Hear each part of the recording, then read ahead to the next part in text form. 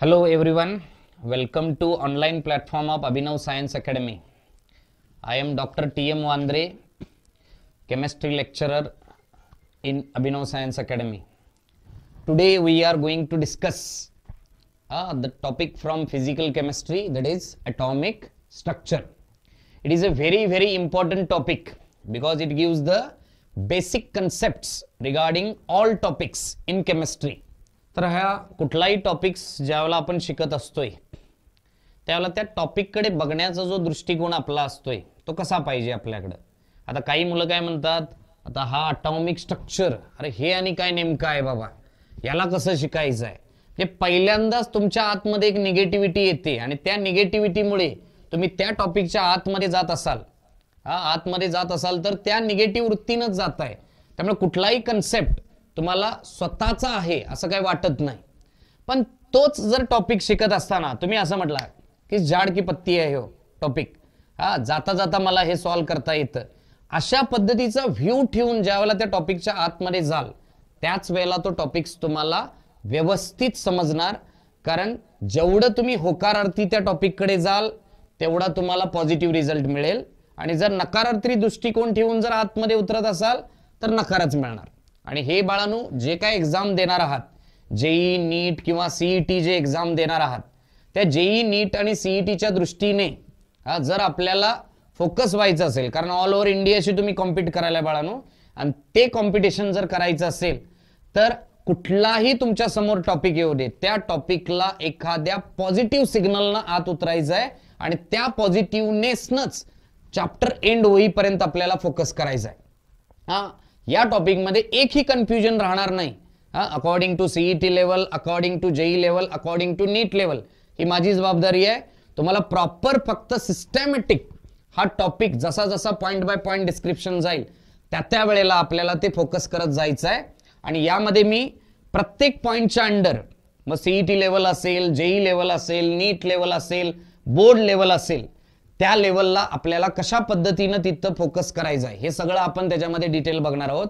सीईटीच्या दृष्टीने बघायचं झालं तर सीईटीला याला 1 ते 2 क्वेश्चन्स, त्याच्यानंतर जेई आणि नीटच्या दृष्टीने जर फोकस केला तर त्याच्यामध्ये पण 2 किंवा 3 क्वेश्चन्स आपल्याला या टॉपिकनुसार फोकस होतात. आता हा टॉपिक कसा शिकायचा आहे, कसं त्याची डेव्हलपमेंट झाली, हे सगळं आपल्याला या टॉपिकमध्ये डिस्कस करायचं आहे. Atomic structure. मग या अटॉमिक स्ट्रक्चरला शिकत असताना नेमकं हा टॉपिक कसा कसा डेव्हलप होत गेला हे आपल्याला पहिल्यांदा फोकस करायचं आहे. आणि त्याच्यानंतर आपल्याला त्याच्यामध्ये इनसाइड पार्ट्समध्ये जो डिस्कवरी ऑफ इलेक्ट्रॉन आहे, डिस्कवरी ऑफ प्रोटॉन आहे, डिस्कवरी ऑफ न्यूट्रॉन असेल, त्याच्यानंतर त्याच्यामध्ये आलेले वेगवेगळे अटॉमिक मॉडेल्स असतील, त्याच्यामध्ये थॉम्सन ॲटॉमिक मॉडेल असेल, रुदरफोर्ड ॲटॉमिक मॉडेल असेल, बोहर्स ॲटॉमिक मॉडेल असेल, आणि त्याच्यानंतर ॲट लास्ट आपण जो total picture of atom consider करायचा, स्ट्रक्चर ऑफ ॲटम, त्याच्यासाठी फोकस करायचं आपल्याला क्वांटम मेकॅनिकल मॉडेल. तर या टॉपिकमध्ये डिस्कस करत असताना आपल्याला सुरुवातीला कन्सिडर करायचं आहे कन्सेप्ट ऑफ डेमोक्रेटस. म्हणजे डेमोक्रेटसनं आपल्याला या ॲटम विषयी काय सांगितलं, त्यानंतर त्या डेमोक्रेटसच्या कन्सेप्टमध्ये ज्या काय त्रुटी राहिल्या त्याला डेव्हलप करताना जॉन डाल्टननं आपली ॲटम विषयी कन्सेप्ट कशी मांडली, त्या जॉन डाल्टन्सचा रिसर्च जो आहे त्या रिसर्चमध्ये काही त्रुटी राहिल्या त्याच्यावर थॉम्सन मॉडेल काय आला, थॉम्सन मॉडेल नंतर रुदरफोर्ड मॉडेल काय आला, रुदरफोर्ड मॉडेल नंतर बोहर्स ॲटॉमिक मॉडेल, आणि त्याच्यानंतर आपल्याला लास्ट कन्सिडर करायचं म्हटलं स्क्रॉडिंगर वेव्ह इक्वेशन. मग आता या टॉपिकच्या इनसाइड पार्ट्स मध्ये जाताना पहिला पार्ट्स आपल्याला फोकस करायचा आहे इंट्रोडक्शन. मग हा इंट्रोडक्शन पार्ट आपल्याला फोकस करत असताना याच्यामध्ये वेगवेगळ्या सायंटिस्टनी वेगवेगळे कन्सेप्ट जे ॲटम बद्दल मांडले आणि ती जी डेव्हलपमेंट पुढे पुढे सरकत गेलेली आहे आणि त्याच्यानुसार आत्ताचं जे डिटेल पिक्चर आपल्याला बघायचं आहे, त्याच्यामध्ये जो पहिला सायंटिस्ट ज्यानं या ॲटम विषयी कन्सेप्ट मांडलाय तो आहे Indian philosopher Maharshi Kanad. So according to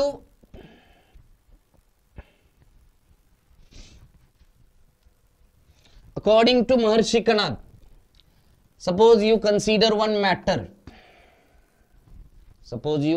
one matter, and inside that matter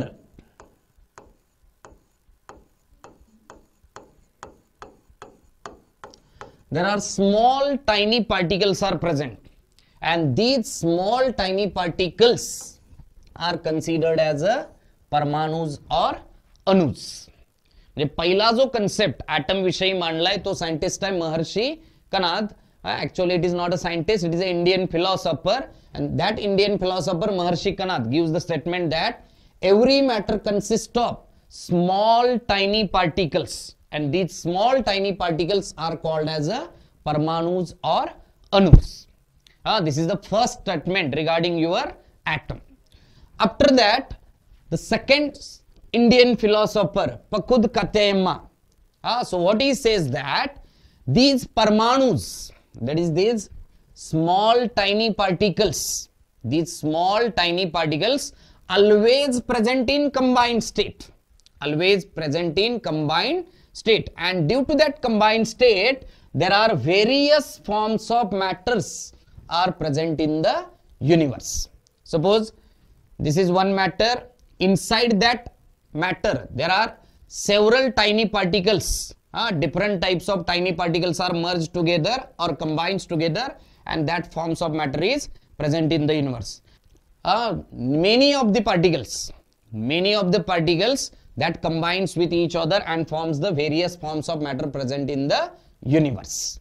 Okay, so that is the second statement regarding atom given by Pakud Katayama. So Pakud Katayama what it says, combined form and various forms of matters present in the universe. Then the third concept is given by Democritus. Third concept is given by Democritus. So what he says that, suppose this is the matter, if you cut this matter into different parts, cut it by using knife, at last one particle which cannot be cut, that is not cuttable part, of matter, and that not cuttable part of matter is called as atmos. Not cuttable part of matter is called as atmos. It means indivisible, which cannot be further divided. So these are the three concepts regarding your structure of atom. म्हणजे जे पहिली statement, दुसरी statement, तिसरी statement कशी develop होत गेली item विषयी, त्याच्यातला पहिला कन्सेप्ट आपण कन्सिडर केलाय महर्षी कणाद. महर्षी कणाद काय सांगतोय आपल्याला, every matter consist of small tiny particles, म्हणजेच लहानात लहान कण मॅटरचा, ज्याला आपल्याला काय म्हणायचं आहे, परमाणु और अणु. आता या परमाणु अणुजना एक टेंडन्सी आहे की ते कधीही फ्री स्टेट मध्ये भेटणार नाही, ते are always present in combined state, and due to that combined state there are various forms of matters are present in the universe, and that is given by Pakud Katayama. Then after that the third Greek philosopher Democritus, what he says that when you cut the matter into different parts, one not cuttable part is obtained, and that not cuttable part is called as a atmos, and that is indivisible particle of matter. So these are the three concepts regarding your first structure of atom. Okay, after that by combination of all these three concepts, Maharshi Kanad concept, that is tiny particles, then various parts of matter due to combination, and the indivisible particle of matter, या तीन statements ना एकत्र करून एका scientist न एक आपली atomic theory develop केली, and that atomic theory is given as Dalton's atomic theory. मग या डाल्टन्स ॲटॉमिक थेरी मध्ये आपल्याला नेमकं कोणते कोणते पॉइंट्स फोकस करायचे आहेत. आता हे जे डाल्टन्सचे ॲटॉमिक थेरी आहे, याला कुठलंही एक्सपेरिमेंटल प्रूफ नाहीये, हे फक्त ॲज्युम केलेले कन्सेप्ट आहेत. मग ते ॲज्युम केलेले कन्सेप्ट कशा पद्धतीने आपल्याला पुढे एक्सटेंड करायचे आहेत, आणि त्या एक्सटेंड मधले काही पॉइंट्स त्याला आपल्याला पुढच्या डेव्हलपमेंटसाठी उपयोगाचे आले, पण काही पॉइंट्स त्याच्यामध्ये आपल्याला डेव्हलपमेंटसाठी गरजेचे नाहीत. त्यानुसार फर्दर डेव्हलपमेंट कशी झाली हे आपल्याला या टॉपिक मध्ये फोकस करायचं, ॲटॉमिक स्ट्रक्चर. सो या टॉपिक्स मध्ये आपल्याला फोकस करत असताना आता डाल्टन्स ॲटॉमिक थेरी मध्ये 4 अजम्पशन्स आपल्याला फोकस करायचे आहेत. मग हे 4 अजम्पशन्स मध्ये पहिला अजम्पशन डाल्टन्स ॲटॉमिक थेरीनं काय सांगितलंय बघा. Matter consist of tiny, so tiny according to Maharshi Kanad, indivisible according to Democritus, and indestructible particle of matter. म्हणजे मॅटरचा असा एक पार्ट जो व्हेरी स्मॉल आहे, ज्याला फर्दर डिवाइड करता येत नाही, जो इनडिस्ट्रक्टिबल आहे, ज्याला डिस्ट्रॉय पण करता येत नाही, अशा मॅटरच्या पार्टला आपण काय म्हणायचं आहे, atom. So matter consist of tiny indivisible and indestructible particle of matter, that is called as atom. That is the first statement of Dalton's atomic theory. Then after that, second concept is atoms of same element have same properties and atoms of different element have different properties. Suppose you consider this is a hydrogen, which is the bigger particle or bigger matter, or hydrogen is considered as an element. आणि या एलिमेंटचे आपण छोटे छोटे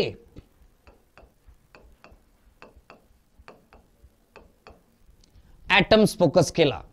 या एलिमेंटचे आपण छोटे छोटे atoms focus केला, H H H H.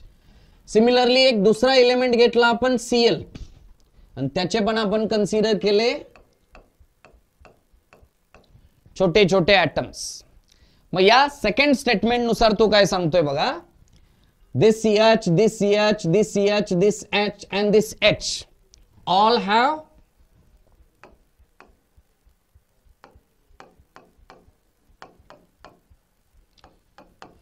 same properties. So atoms of same element have same properties. Similarly, this Cl, Cl, this Cl, this Cl also have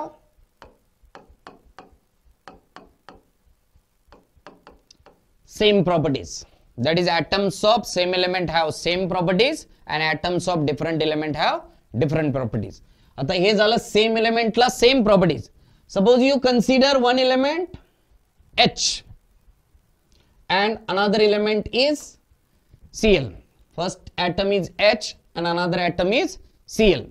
Then the properties of these elements or properties of atoms of these elements are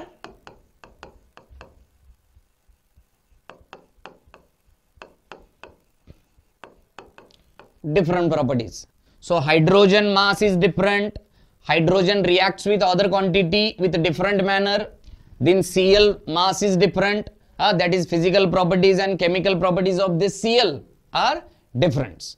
So this second concept, that is second assumption is given as, that is atoms of same element have same properties and atoms of different element have different properties.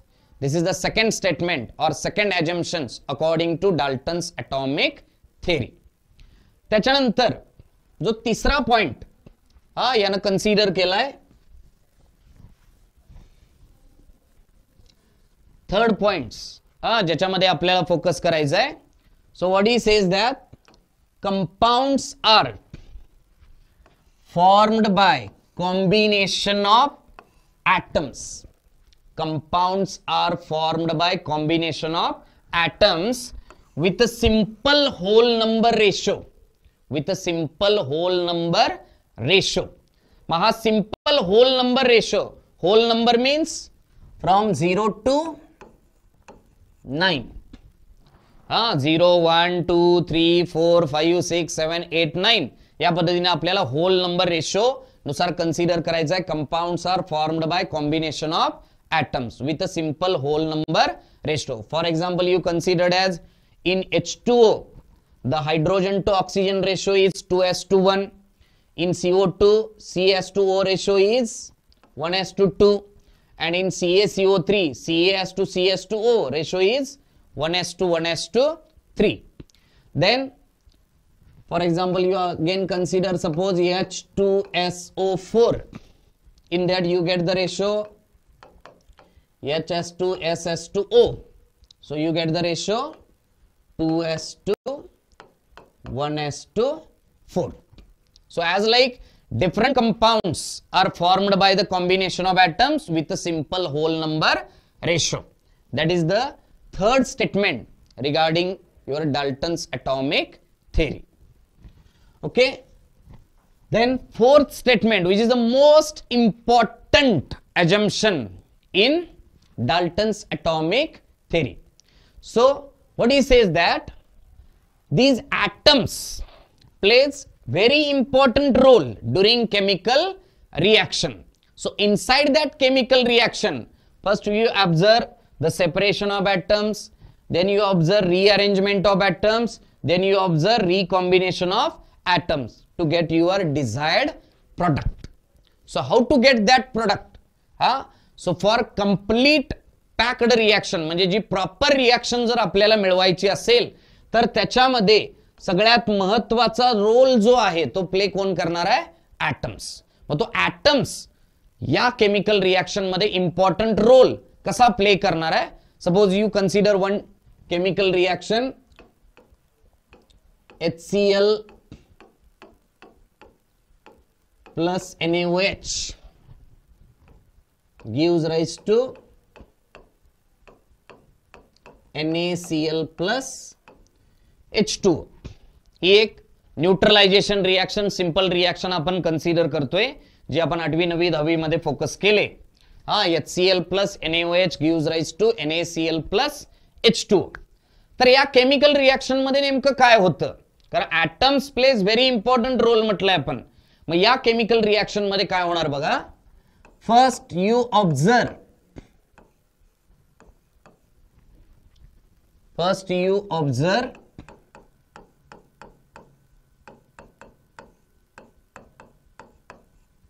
what do you observe?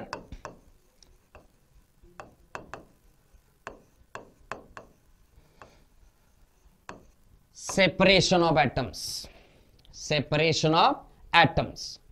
After that, this Na goes towards Cl to give NaCl.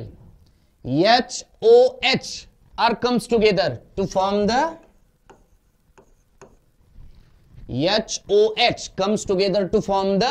H2O. That is, these atoms are rearranged with each other.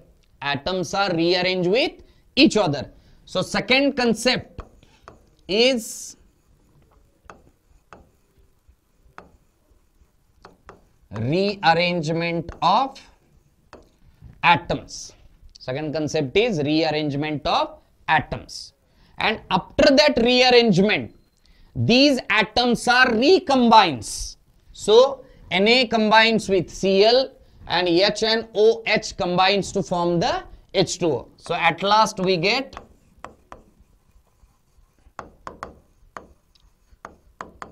recombination of atoms. So during chemical reaction, this atoms plays very important role. So that is separation of atoms, rearrangement of atoms and recombination of atoms to get your desired products. This is according to your Dalton's atomic theory. So आतापर्यंतच्या concept मध्ये atoms कसा develop होत गेलाय त्यानुसार आपण पहिलं statement focus केलंय आपण अकॉर्डिंग टू महर्षी कणाद. त्याच्यानंतर आपण कन्सिडर केला पकुद कात्यायम्मा नंतर फोकस केलंय डेमोक्रेटस. आणि या तिघांचं कॉम्बिनेशन करून कुणी कन्सेप्ट मांडला? एक डाल्टन्स ॲटॉमिक थेरी. आणि या डाल्टन्स ॲटॉमिक थेरी मध्ये आपल्याला फोकस करायचे 4 अजम्पशन्स म्हटले.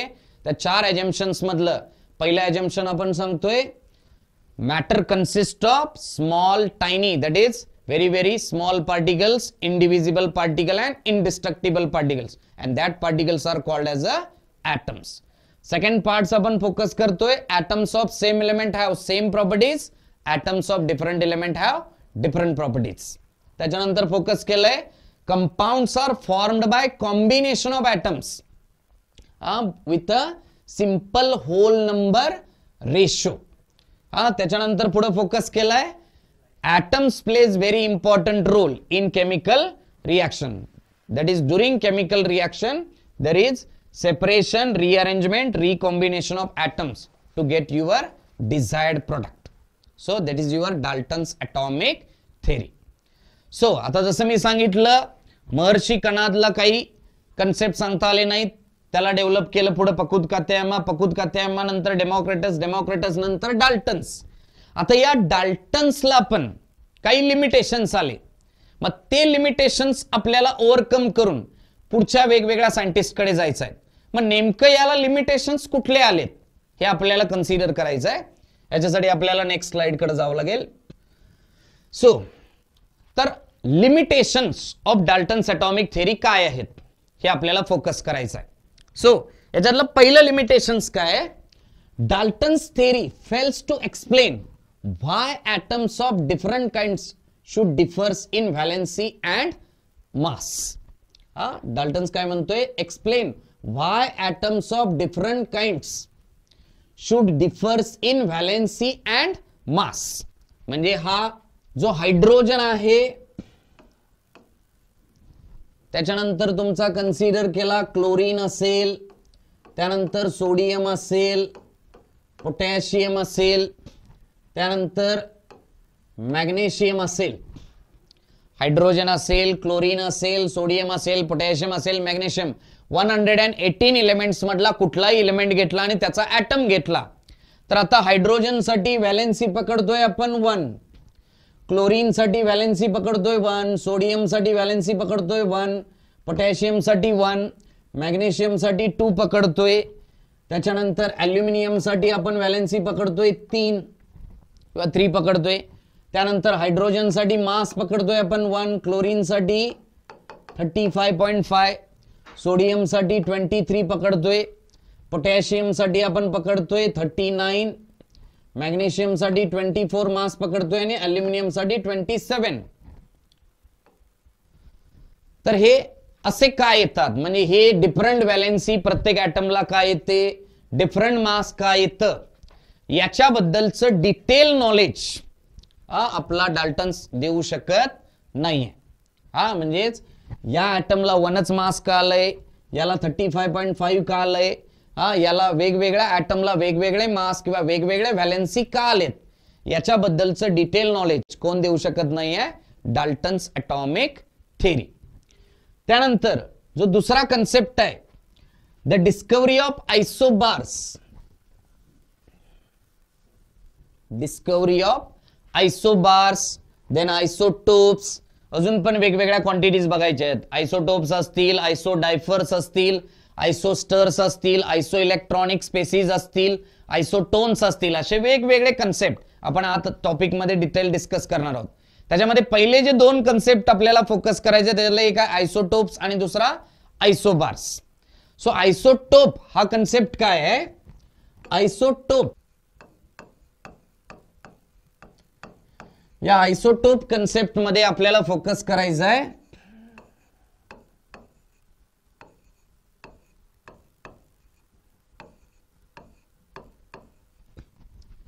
सो हे जे सिंबॉलिक नोटेशन एखाद्या न्यूक्लियाइडचं कसं येतं याच्यासाठी पुढे आपल्याला ते कन्सिडर करायचं आहे according to Rutherford atomic model.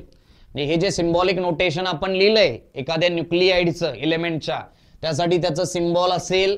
त्यानंतर हा बॉटमला आपण दाखवतोय ॲटॉमिक नंबर, टॉपला लिहितोय आपण mass number. So that is isotopes are the atoms of same element. Isotopes are the atoms of same element having same atomic number but different mass number. मग atom एकच आहे पण याच्या मास म्हणजेच फिजिकल प्रॉपर्टीज काय आहेत, डिफरंट. कारण आपण वरती स्टेटमेंट म्हटलंय atoms of same element have same properties, atoms of different element have different properties. पण हा काय सांगतोय, ज्यावेळेला आयसोटोप्सचा शोध लागला त्यावेळेला आयसोटोप्स मध्ये ॲटम्स तेच आहेत पण फिजिकल प्रॉपर्टी यांच्या काय आहेत, डिफरंट. कारण mass is a physical property. मग इथं फिजिकल प्रॉपर्टी, मग याचं मास 12 का, याचं मास 13 का, याचं मास 14 का, हे एक्सप्लेन कोण करू शकलेला नाहीये, डाल्टन्स ॲटॉमिक थेअरी. म्हणजे आयसोटोप्सना प्रॉपर एक्सप्लेन करू शकलेला नाहीये डाल्टन्स ॲटॉमिक थेअरीनुसार. त्याच्यानंतर जो दुसरा कन्सेप्ट याच्यामध्ये आलाय तो दुसरा कन्सेप्ट आहे आयसोबार. सो आयसोबार म्हणजेच आपण एक्झाम्पल देऊन सांगू शकताय 18AR40, 19K40 and 20CA40. आता ऍटम्स डिफरंट आहेत, ऍटम्स डिफरंट आहेत पण मासेस सेम आलेत. ऍटम्स डिफरंट आहेत पण मासेस म्हणजे याच्या फिजिकल प्रॉपर्टी सेम आलेत. हा, आपण म्हटलं atoms of same element have same properties, atoms of different element have different properties. मग हे ऍटम जरी डिफरंट आले तरी यांची मासेस सेम का आली, याच्याबद्दलचं पण detail knowledge Dalton's atomic theory देऊ शकत नाही. म्हणजे हे जे आयसोटोप्स असतील, आयसोबार्स असतील, यांच्याविषयी डिटेल नॉलेज कोण देऊ शकत नाहीये, डाल्टन्स ॲटॉमिक थेअरी. त्याच्यानंतर यानं सांगितलंय की compounds are formed by combination of atoms with a simple whole number ratio, with a simple whole number ratio. मग याच्यामध्ये जर आता आपण एक्झाम्पल घेतलं, सुक्रोज, सुक्रोज हे एक्झाम्पल घेतलं तर त्याच्यासाठी फॉर्म्युला आहे C12H22O11, C12H22O11. सो हा जो रेशो आहे 12:22:11, याला आपण सिंपल होल नंबर रेशो म्हणू शकत नाही. मग असे काही कंपाऊंड्स बनले ज्यांच्यामध्ये सिंपल होल नंबर रेशो पण येत नाही. म्हणजे यानं जे स्टेटमेंट सांगितलंय ते याला लागू होऊ शकत नाहीये. ते पण त्याचं काय येऊ शकतं, एक लिमिटेशन्स. म्हणजे त्यानं जे सांगितलंय की फक्त सिंपल होल नंबर रेशोनच compounds are formed by combination of atoms, हे स्टेटमेंट पण इथं लागू होऊ शकत नाही. त्याला ते काय येणार आहे, लिमिटेशन्स. ओके. सो त्याच्यानंतर जे मोस्ट इम्पॉर्टंट त्याचं लिमिटेशन आहे की ॲटम्स ज्या वेळेला, आता ॲटम्स बद्दल जर सांगायचं झालं तर आपल्याला थोडक्यात त्याची माहिती काय आहे, ॲटमच्या बरोबर सेंटरला काय आहे, न्यूक्लियस आहे. आणि त्या न्यूक्लियसच्या आतमध्ये खुर्ची टाकून कोण बसलेत, प्रोटॉन आणि न्यूट्रॉन. आणि त्याच्या सभोवताली व्हेरियस शेल्स आहेत आणि या व्हेरियस शेल्स मध्ये कोण आहे, इलेक्ट्रॉन. हे आपण थोडक्यात म्हणजे पुढे डिटेल पिक्चर मध्ये आपण ते बघणार आहोत. म्हणजे आता जे आपण 8वी 9वी 10वी मध्ये जे काय शिकत आलोय त्याच्यानुसार आपल्याला जे थोडक्यात माहित आहे, त्याच्यामध्ये ॲटमच्या सेंटरला बरोबर एक न्यूक्लियस आहे, एक न्यूक्लिअर पार्ट आहे. त्या न्यूक्लिअर पार्ट मध्ये कोण आहे, प्रोटॉन अँड न्यूट्रॉन. आणि त्याच्या आउटर शेल्स मध्ये विराजमान झालाय कोण, electron. That is electron is revolving around the nucleus in a circular paths and that paths are called as a orbits. मग आता इथं यानं सांगितलंय की ॲटमला फर्दर डिवाइड करता येत नाही, ॲटमला फर्दर डिवाइड करता येत नाही, तो इनडिव्हिजिबल आहे. पण जर आपण ॲटमच्या आतमध्ये गेलो तर त्याच्यामध्ये आपल्याला फर्दर सब डिवाइडेड पार्टिकल्स मिळणार आहेत. आणि ते फर्दर सब डिवाइडेड पार्टिकल्स कोणकोणते आहेत, प्रोटॉन असेल, इलेक्ट्रॉन असेल, न्यूट्रॉन्स असतील. आता हे जे 3 आहेत यांना आपण फंडामेंटल पार्टिकल्स म्हणतोय. हे जे 3 आहेत यांना आपण म्हणतो फंडामेंटल पार्टिकल्स. आणि त्याच्यानंतर काही नॉन फंडामेंटल पार्टिकल्स त्याच्यामध्ये आहेत, मेसॉन्स, न्यूट्रिनो, अँटीप्रोटॉन, पॉझिट्रॉन. याच्यानुसार आपण सांगू शकतो की ॲटमला आपण फर्दर डिवाइडेड करू शकतो डिफरंट पार्टिकल्स मध्ये. म्हणजे यामध्ये proton, neutron, electron, positron, antiproton, neutrino असे वेगवेगळे पार्टिकल्स इनसाइड काय कशामध्ये आहेत, ॲटम. त्यामुळे atoms can be further divided. हे कन्सिडर करू शकता limitations for Dalton's atomic theory. So इथपर्यंत आपला हा जो पार्ट आहे, याला आपण म्हणू शकता introductory part of your structure of atom. From Maharshi Kanad to Pakudha Katyayana, then Democritus, then Dalton, आणि त्या डाल्टन्सला आलेले लिमिटेशन्स. मग आता याला जे लिमिटेशन्स आले, मग हे लिमिटेशन जे आले त्या लिमिटेशन्स मधला सगळ्यात मोस्ट इम्पॉर्टंट लिमिटेशन्स म्हटले काय, ॲटमच्या आतमध्ये गेल्यानंतर असं काहीतरी आहे वेगळं, ज्याला फर्दर डिवाइड करता येतं, ते म्हणजेच प्रोटॉन, इलेक्ट्रॉन, न्यूट्रॉन, मेसॉन. मग आपल्याला या नंतरचं जे पुढचं नेक्स्ट लेक्चर जे फोकस करायचं आहे, त्या नेक्स्ट लेक्चर मध्ये आपल्याला फोकस करायचं आहे हे discovery of proton, discovery of electron, discovery of neutron. त्याच्यानंतर हे नॉन फंडामेंटल पार्टिकल्सना डिस्कवर कोणी केलं, त्याच्यानुसार त्यांचे मासेस काय आहेत, त्यांच्या प्रॉपर्टीज काय आहेत, असे डिटेल पॉइंट्स आपल्याला नेक्स्ट लेक्चर मध्ये कन्सिडर करायचं आहे, that is discovery of fundamental particles and non fundamental particles. So thank you for this first lecture.